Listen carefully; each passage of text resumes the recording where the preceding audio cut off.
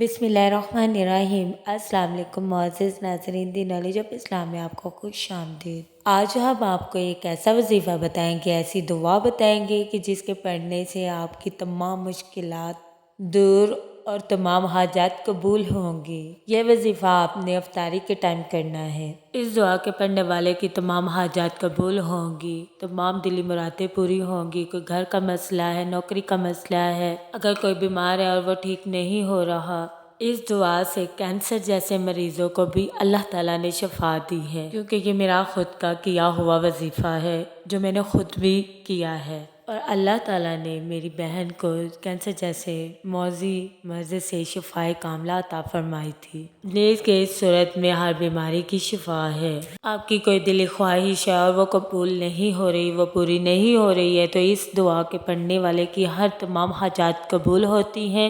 اس دعا کو افطاری سے 10 منٹ پہلے اول آخر درود ابراہیمی کے ساتھ 11 مرتبہ پڑھ کر دعا کرنی ہے، تو انشاءاللہ اللہ تعالیٰ اسی ٹائم آپ کی تمام دلی حاجات کو قبول فرمائیں گے۔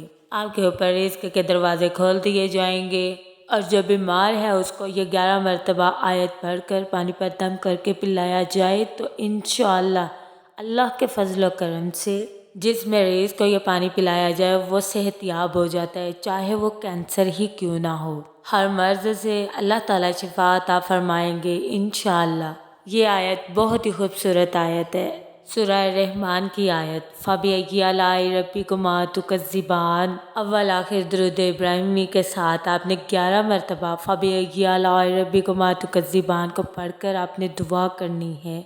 انشاءاللہ تعالیٰ افطاری کرنے سے پہلے انشاءاللہ آپ کی تمام دلی حاجات قبول ہوں گی، آپ کی ٹینشن ختم ہو جائیں گی، اور جو بیمار ہے اللہ تعالیٰ انشاءاللہ اس کو شفائے کاملہ عطا فرمائیں گے۔